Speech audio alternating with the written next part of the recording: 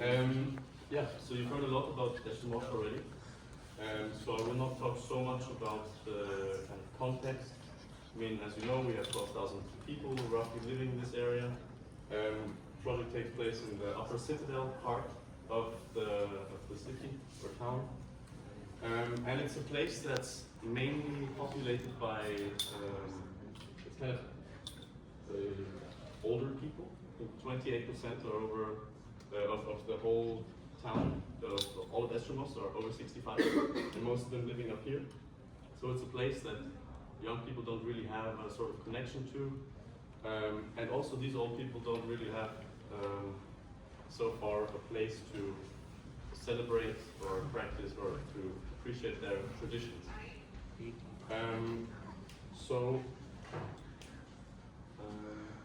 This existing building is kind of tackled, and what I wanted to do is create a sort of cultural ensemble where this tradition that the old people can, and the older generations can kind of appreciate, and the younger generations alike that are trying to find their identity and hear these stories and about these local practices can kind of share a space.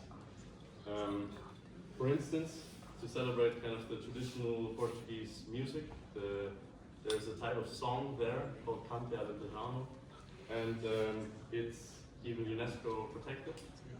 And the performance space is intended to be designed for this purpose, but I will go into that more later.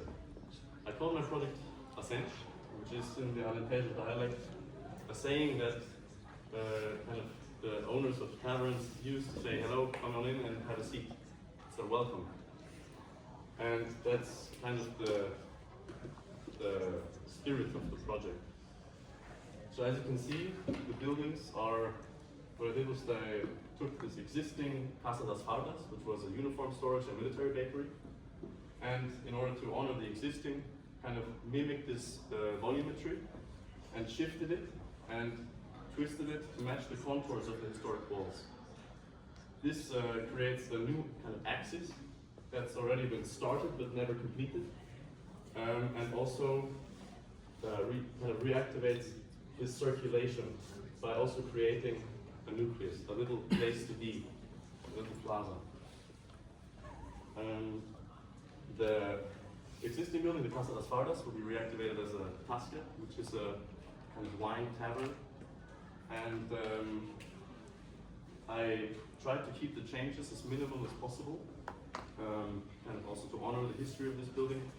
And only did some minimal integrations, like opening up these walls to allow the customers of this to also have a seat outside and enjoy the landscape while drinking a wine or smoking a cigarette. The upper floor is used for administration, and is kind of also intended as a sort of foyer for this new performance hall that's being planned, that kind of attaches to it. The core difference between these two structures is in the structure. This building has been given these support arches because kind of structural support to protect it from kind of falling down this hill.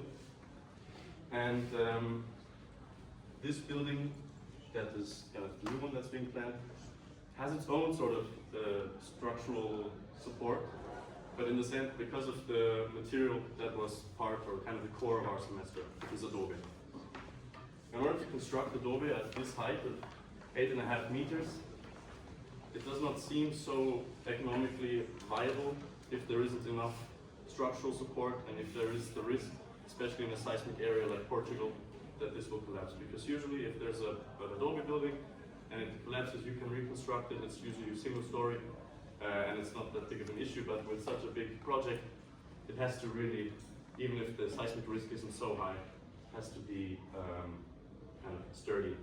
So the reason these kind of support walls are done is based on seismic reinforcement that has been done in South America for thousands of years. It's a very old techniques to stiffen the structure, and also it created these niches. And then the next step was kind of to figure out, okay, I have the structure. That's how this Adobe wall will work. How can I now optimize this for the performances that will take place inside? So that's when this this curved wall topic arose. For the sake of acoustics, there's these kind of waves that I've created out of Adobe bricks, which I also even modeled outside in 1:1 to see how I would stack them. Showed the exact pattern as well. And these are reinforced with steel rebar inside. And every 4 meters there's a concrete anchor to make it fixed in place. The reason I decided not to have kind of columns and pillars inside is also a bit as a contrast to the existing building, which you can see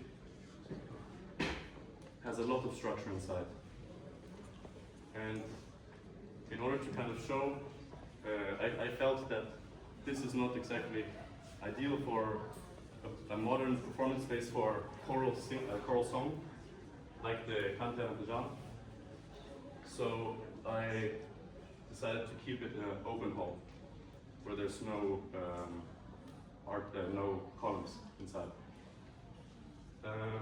Exactly. And when this, obviously you cannot always have the same choral song. I think it would maybe be a bit too much. So this whole area actually can be used for events as well, like the weddings. It's a beautiful castle, and there's a lot of open spaces and little terraces, and also this this space that I've kept kind of open on this side. And all of that is also supported by this new kind of light open air performance area that consists of stone blocks that are lightly embedded into the landscape, as not to kind of impose on it too much.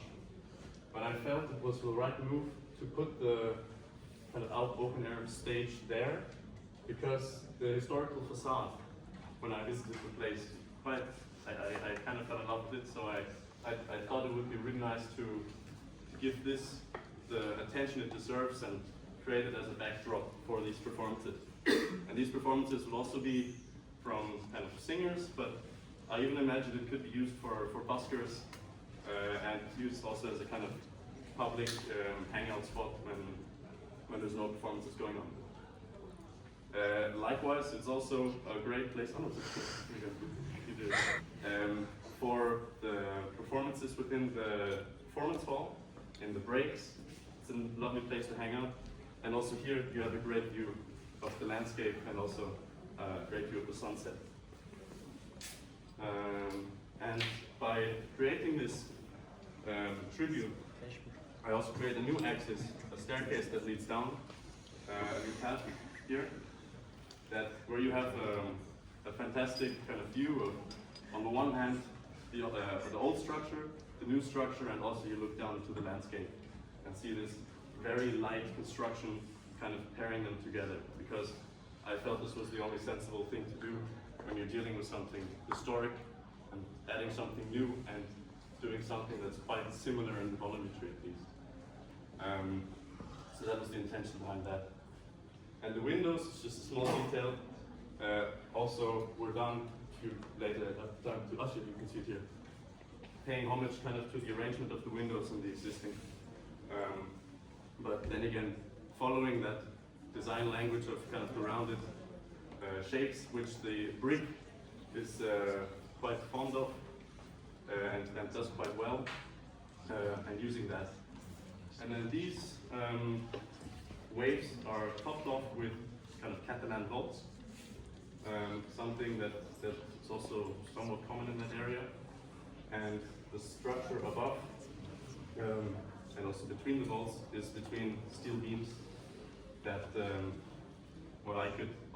it could technically be a reused material as well. It does not have to be new, but I thought steel was kind of the sensible thing. Also, as I mentioned earlier, structurally, we need to have something that can span that length, and wood is not such a common resource in that area. They don't have the infrastructure for large carpentry with the laminated timber to stretch all that height. So I figured steel would be the sensible choice.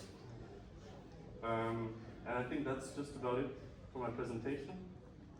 Yeah, feel free to ask any questions if you have any.